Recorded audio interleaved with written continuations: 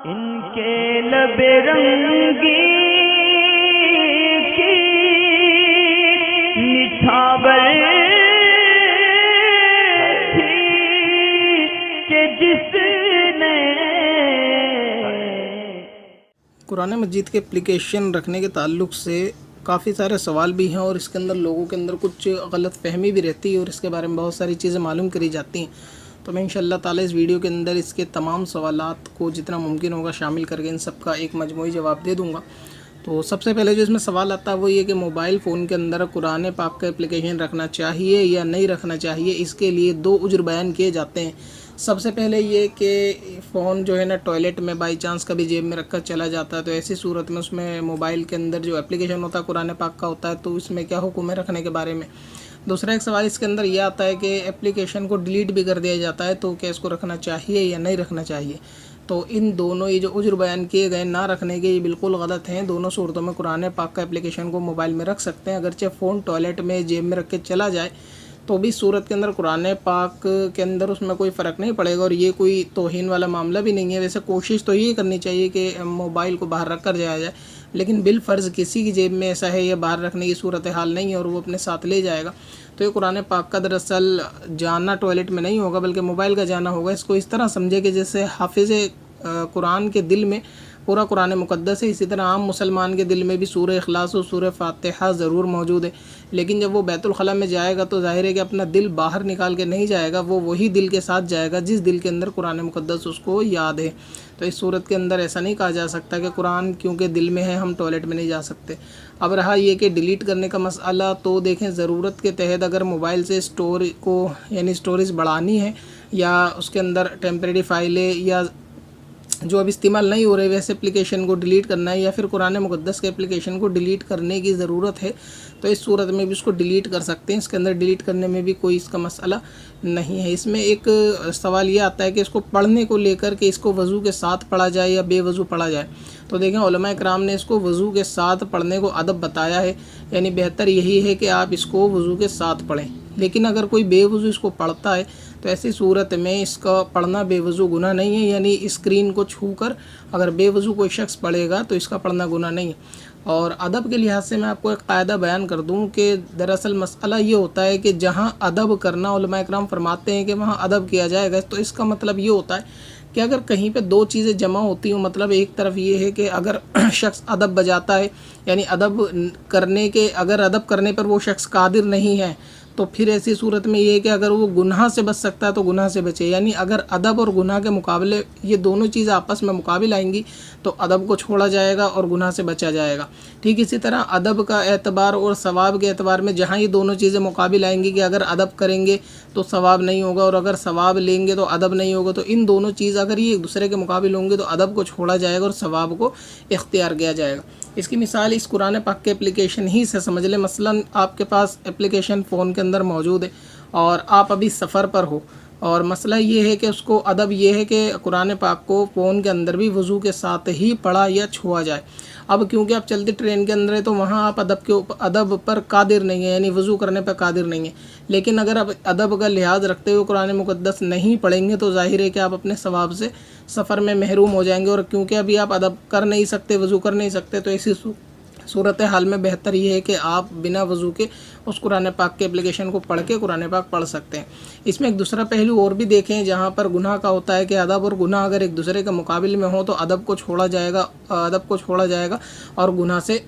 परहेज़गारी इख्तियार की जाएगी। अब इसी चलती ट्रेन का अगर जिक्र करें कि आप अगर मान लीजिए सफ़र में बस में हैं और वहाँ पर यह अंदेशा है कि ज़ाहिर है कि पैसेंजर या बहुत सारी सवारी होती हैं और वहाँ पे बदनिगाही का अंदेशा रहता है, तो ऐसी सूरत में बदनिगाही से बचने के लिए अगर आप कुरान मुक़द्दस को पढ़ना चाहें कि आपका जहन सिर्फ़ अपने कुरान पाक में लगा रहे और इधर उधर नज़रें घुमाने से, इधर उधर नज़रें देखने से आप बच सकेंगे, तो अब आपके जहन में ये आता है कि क्योंकि इसको अदब ये है कि वज़ू के साथ पढ़ा जाए, तो अब क्योंकि एक जगह गुनाह से बचना मुराद है और एक जगह अदब बजा लाना मुराद है, तो यहाँ क्योंकि आप ट्रेन में या सफ़र में है और वज़ू पे कादिर नहीं है, तो ऐसी सूरत में आप अदब को छोड़कर गुनाह से बचने की सूरत इख्तियार करेंगे। यानी ये कि आप बिना वज़ू वहाँ पर कुरान मुक़द्दस को पढ़ेंगे ताकि गुनाह से बचा जा सके। अब अदब का जो मसला होता है वो वहाँ होता है कि जहाँ आदमी अदब बजाने पे पूरी तरह कादिर हो,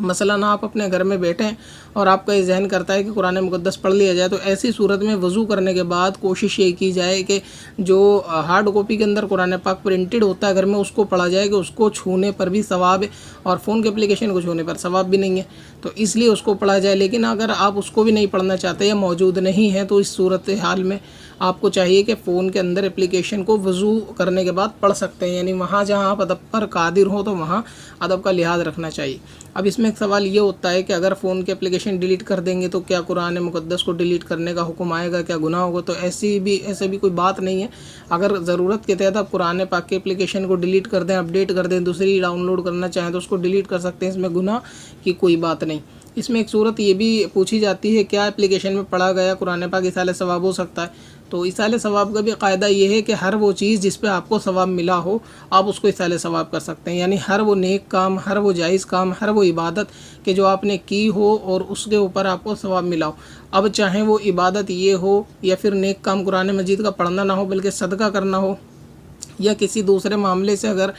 नेक काम आपने किया और उस पर आपको सवाब की उम्मीद है कि ये सवाब का काम था, मैंने इसको किया, तो उसको इसाले सवाब किया जा सकता है। इसी तरह एप्लीकेशंस के अंदर अगर आप कुरान मजीद पढ़ेंगे, चाहे कोई सा भी पारा पढ़ें, यासीन शरीफ पढ़ें, या सफ़र पे आपको किसी की इंतकाल की खबर हुई और आप रास्ते में पढ़ते हुए आ गए और उसको इसाले सवाब कर दिया, वो सूरत हाल भी बिल्कुल दुरुस्त है। या फिर जैसा आजकल घरों में रिवाज होता है कि कहीं पर मसला होता है कुरान खानी का, तो घरों में बोल दिया जाता है कि आप 1 पारा या 2 पारे पढ़ दीजिए, तो वो अगर पारा आप कुरान अक़दस के इसमें पढ़ेंगे, मोबाइल के एप्लीकेशन में पढ़ेंगे, तो इस सूरत में भी उसको इसाले सवाब किया जाएगा और उसका पढ़ना मुराद लिया जाएगा। यानी एप्लीकेशन के अंदर पढ़ा हुआ कुरान पाक भी उसी तरह का कुरान पाक है। इसमें फ़र्क इतना है कि इसको छूने पर सवाब नहीं है मोबाइल की स्क्रीन को, जबकि हार्ड कॉपी के अंदर जो कुरान पाक होता है उसको हाथ लगाने, छूने, देखने का ये सब सवाब है, मगर पढ़ने के सवाब में दोनों में कोई शक शुबा नहीं, इसके अंदर भी पढ़ने का और कुरान मजीद के वही सवाब मिलेगा। तो इसलिए अब अगर आप हालत सफ़र पे हों, बेवज़ू हों और पाक